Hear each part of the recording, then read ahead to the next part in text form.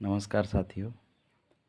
हम लोगों ने मौर्य साम्राज्य शुरू किया था और उसमें पहले चंद्रगुप्त मौर्य के बारे में और उसके बाद बिंदुसार के बारे में और अशोक महान के बारे में पढ़ चुका था। आज हम लोग देखते हैं मौर्य प्रशासन। सभी परीक्षा में मौर्य प्रशासन से एक क्वेश्चन देखने को मिलता है और सीजीएल और पीजीटी एग्ज़ाम के लिए ये टॉपिक बहुत ही महत्वपूर्ण है। यहाँ से जो भी टॉपिक मिलता है सारा बहुत इम्पोर्टेंट हो जाता है और झारखंड एसएससी के लिए बहुत ही इम्पोर्टेंट टॉपिक है और हम लोग डिस्कशन के माध्यम से देखते हैं। एक भी पॉइंट ऐसा नहीं है, एक भी बिंदु ऐसा नहीं है जो कि एग्ज़ाम के लिए इम्पोर्टेंट नहीं है।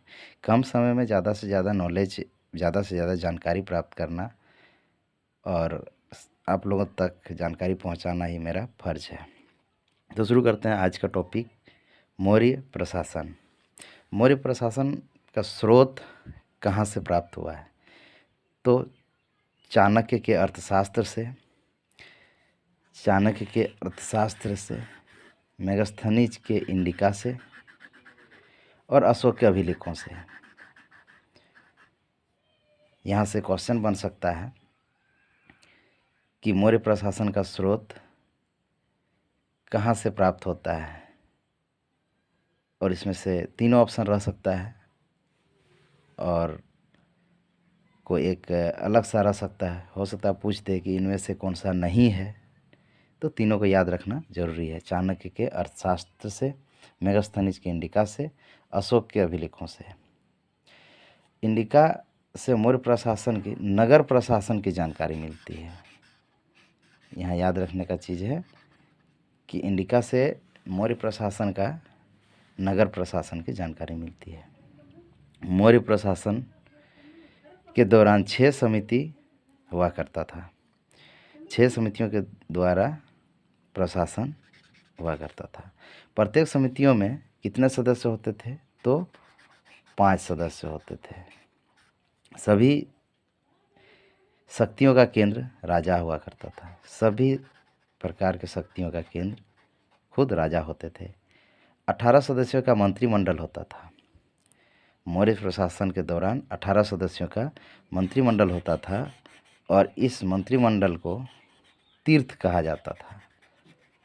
यह भी क्वेश्चन बन सकता है कि मौर्य प्रशासन के दौरान मंत्रिमंडल को, 18 सदस्य के मंत्रिमंडल को क्या कहा जाता था? तीर्थ कहा जाता था। या फिर ऐसा भी क्वेश्चन हो सकता है कि मौर्य प्रशासन के दौरान तीर्थ में कितने सदस्य होते? तो 18 सदस्य होते थे।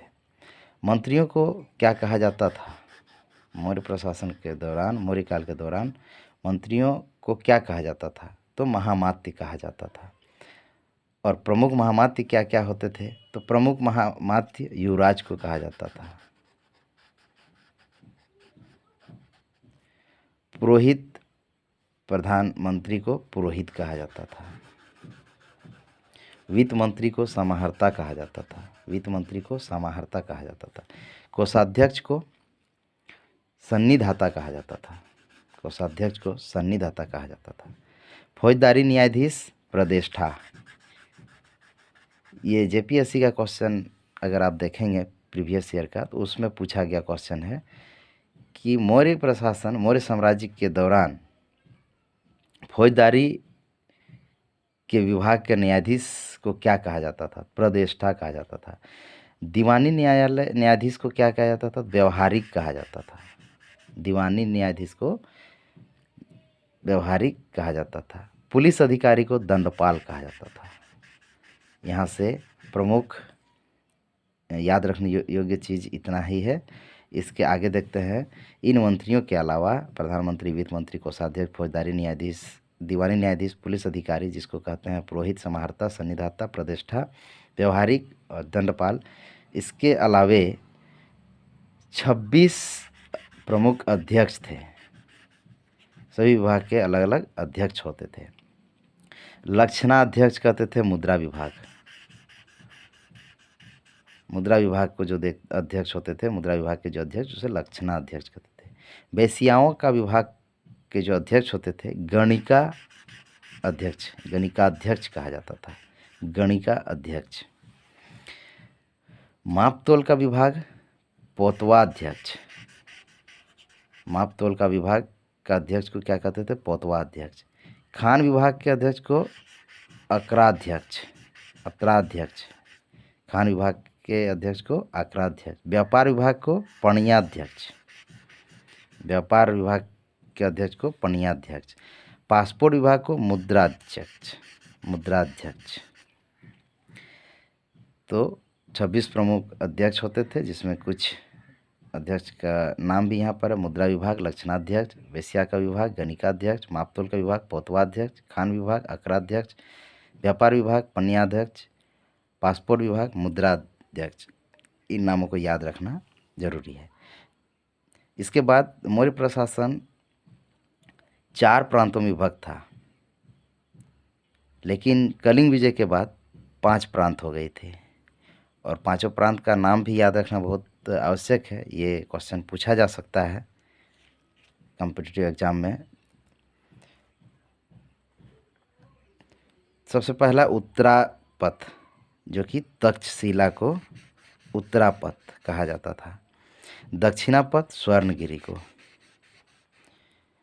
अवंती उज्जैन को, प्राच्य प्रदेश पाटलिपुत्र को, और तोसली या धौली कहा जाता था कलिंग क्षेत्र को। ये 5 हैं। इससे भी क्वेश्चन पूछा जा सकता है कि 4 प्रांतों में से उज्जैन को किस नाम से जाना जाता था? तो अवंती के नाम से जाना जाता था। यहाँ तक काफ़ी इम्पोर्टेंट, जितने भी मैंने हाईलाइट किया है सारा इम्पोर्टेंट शब्द है। इस शब्दों को याद करेंगे, जो कि पीजीटी और सीजीएल का एग्ज़ाम में एक भी क्वेश्चन नहीं छूटेगा। आगे देखते हैं। प्रशासन की सबसे छोटी इकाई ग्राम थी। ये काफ़ी बार पूछा जाता है जिला पुलिस या फिर इंटर लेवल का एग्ज़ाम में कि मौर्य प्रशासन के दौरान सबसे छोटी इकाई क्या थी? तो ग्राम थी। अशोक के शासन के 14वें वर्ष धम्म महामात्य नामक अधिकारी नियुक्त हुआ। अशोक के 14वें वर्ष, शासन के 14वें वर्ष में कौन सा नामक अधिकारी नियुक्त किया गया? धम्म महामात्य नामक अधिकारी नियुक्त किया गया। इस काल में क्षेत्रीय स्तर पर प्रमुख अधिकारी रज्जुक होता था। ये क्वेश्चन ऐसे भी देखा गया है, आप प्रीवियस ईयर अगर जेपीएससी का क्वेश्चन देखेंगे तो मिलेगा कि मौर्य साम्राज्य के दौरान क्षेत्रीय स्तर पर प्रमुख अधिकारी को क्या कहते हैं? तो रज्जुक कहते हैं। आय का स्रोत भू राजस्व का 1/6 भाग लिया जाता था। यह भी क्वेश्चन बन सकता है कि मौर्य शासन के दौरान भू राजस्व का कितना प्रतिशत लिया जाता था या कितना भाग लिया जाता था? तो 1/6 भाग लिया जाता था। अब आते हैं अशोक के अभिलेख। तो अशोक के अभिलेख को हम लोग 3 भागों में बांटे हैं, शिलालेख, स्तंभ लेख और गुफा लेख। यहाँ से क्वेश्चन देखने को मिलता है, और ये याद रखना भी बहुत ज़रूरी है। मौर्य साम्राज्य अगर पढ़ रहे हैं तो मौर्य साम्राज्य बहुत बड़ा चैप्टर है, और मैं बहुत कम लाइन में इसको कंप्लीट किया हूँ, क्लियर किया हूँ, और एकदम आसान भाषा में। यहाँ अगर देख लेते हैं तो कोई भी क्वेश्चन नहीं छूटेगा। अशोक स्वयं को देवनाय पिय तथा पियदसी से संबोधित किया था। क्वेश्चन आ सकता है, अशोक स्वयं को इनमें से क्या कहकर संबोधित किया था? तो देवनाय पिय और पियदसी। अशोक स्वयं को अशोक किन अभिलेखों में कहा है? अशोक स्वयं को 4 अभिलेखों में अशोक कहा है, गुर्जरा, मास्की, नेत्तूर और उदयगोल्लम।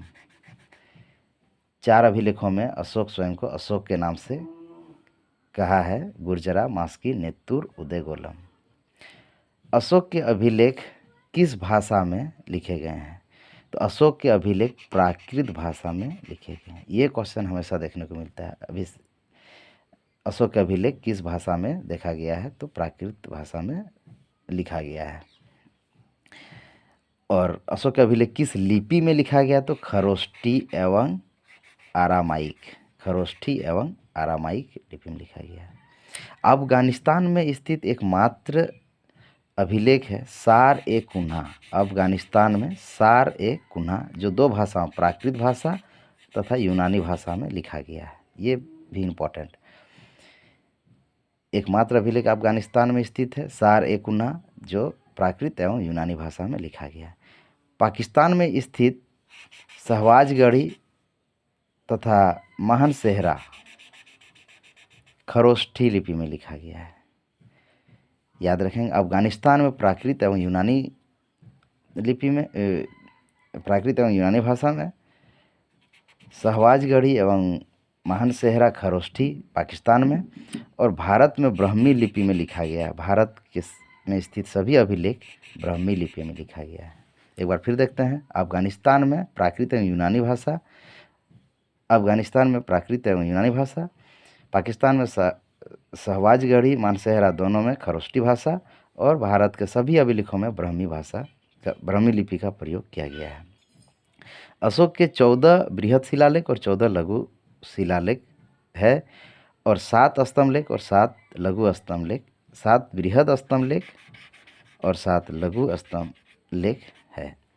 चंपारण में लौरिया नंदनगढ़, अरेराज, रामपुरवा, दिल्ली में टोपरा और मेरठ, प्रयाग में कौशाम्बी, इन सभी स्तंभों का निर्माण चुनार से लाया गया पत्थर के द्वारा हुआ है।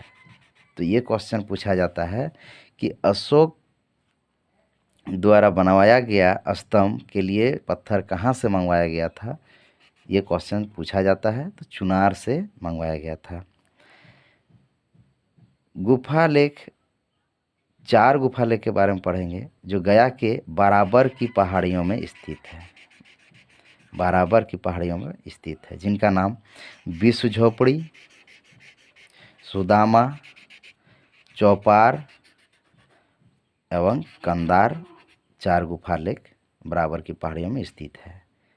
विश्व झोपड़ी, सुदामा, चौपार, कंदार। 13वें अभिलेख से कलिंग आक्रमण का जानकारी मिलता है।